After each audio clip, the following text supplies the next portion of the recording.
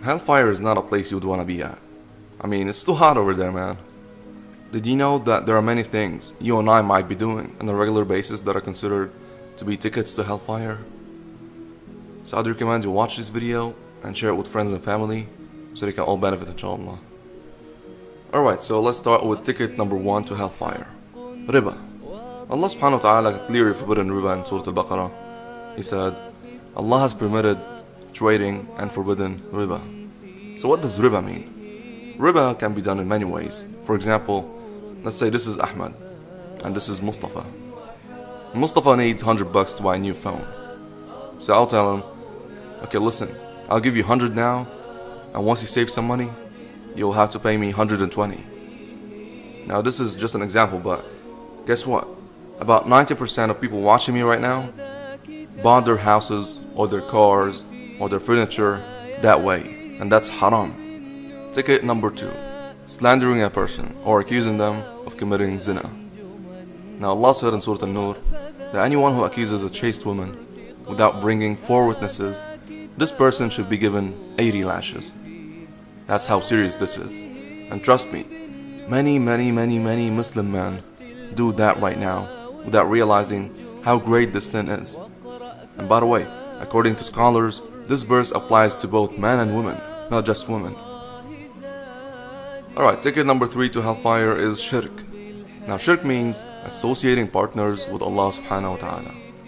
Of course you're thinking, well, I know that's haram already. I mean, why are you telling me this? Well, guess what? Many people commit shirk without realizing that they're doing it. And if they died right now, they will die on a state of shirk. May Allah protect us.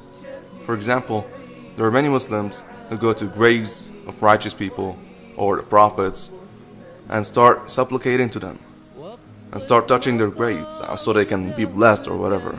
And that's completely haram. You're associating partners with Allah subhanahu wa ta'ala without realizing. And the second type are the ones who swear by other than Allah. For example, they swear by the Prophet. And in Islam, swearing is permissible, but only by the name of Allah, not by the name of Prophet Muhammad. And that's something many people do, especially in Egypt. Ticket number 4 to Hellfire. Islam is not a buffet, where you can pick whatever appeals to you and abandon the rest. Remember, Islam means submission. So if you're a Muslim, you gotta submit to whatever Allah and His Messenger command you to do. If the Prophet commanded you to grow your beard, then you have to grow it.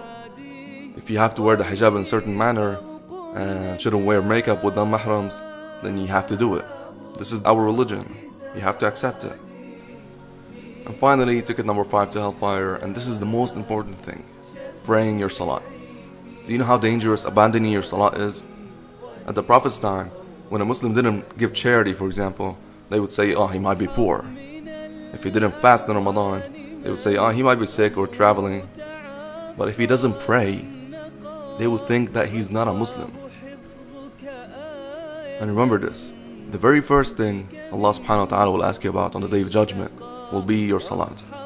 Now, imagine yourself standing there right now before Allah and telling Him, well, you know, I didn't pray because I was on Instagram, or I was on Snapchat, or was working in my temporary life. I didn't give 25 minutes of my day to Allah to thank Him for whatever He gave me. Well, guess what? You have to make it up. And trust me, Hellfire is not a place you'd want to visit, or see, or even hear. So you decide. Assalamu alaikum. ولي طوق نجاة كتاب الله زادي في درب الحياة شفيع